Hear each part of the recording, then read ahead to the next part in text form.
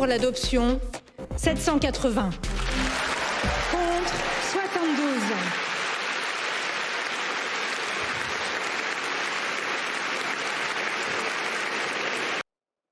Le 4 mars 2024, le Congrès s'est réuni pour discuter de l'inscription dans la Constitution du droit des femmes à recourir à l'interruption volontaire de grossesse.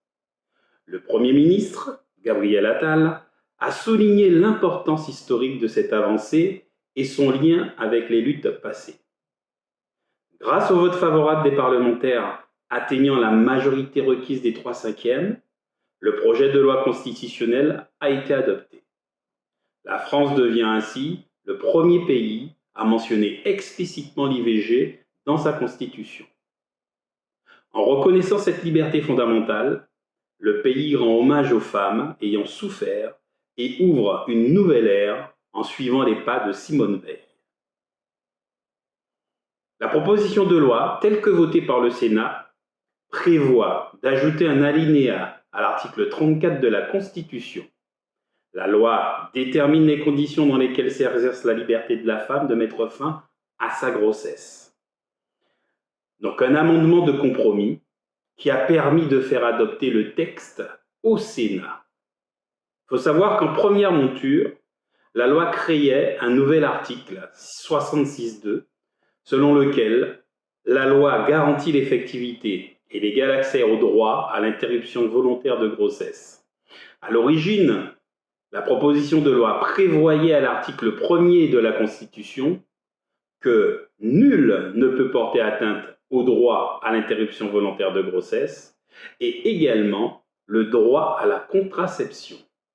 Pour les députés, il s'agissait de consacrer à la fois le caractère fondamental de ce droit et la nécessité de son encadrement par la loi, mais aussi un principe de non-régression qui conduirait à l'inconstitutionnalité de toute future atteinte. Le droit à l'avortement aurait été ainsi inscrit dans la Constitution au rang des libertés fondamentales individuelles au même titre que l'interdiction de la peine de mort.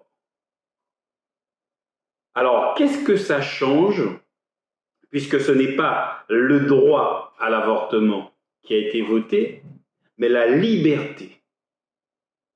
Qu'est-ce que ça change? Quelle est la différence entre ces deux mots? Tout d'abord, on doit dire que les sénateurs ont accepté de faire passer le texte, que si on remplaçait le mot droit par liberté. Par exemple, un droit est opposable et une liberté ne l'est pas. Donc dans ce cas, puisque ce n'est pas un droit et que c'est une liberté, l'État n'est pas dans l'obligation d'aider ou de porter des dispositions obligatoires pour l'acte d'IVG. La liberté de faire n'est pas subordonnée à l'obligation qui aurait été donnée par le droit. Par exemple, le planning familial n'est pas obligé de mettre en place des dispositifs permettant l'IVG. Si on doit faire une comparaison, on peut le faire avec le logement, par exemple, avec la loi Dallot, qui est un droit opposable et l'État est dans l'obligation de donner une réponse face à une demande de logement. Là, ce n'est pas le cas. C'est une liberté. On ne peut pas empêcher les femmes d'avorter, mais l'État n'est pas dans l'obligation de les aider à le faire. Voilà toute la nuance et toute la subtilité entre liberté et droit.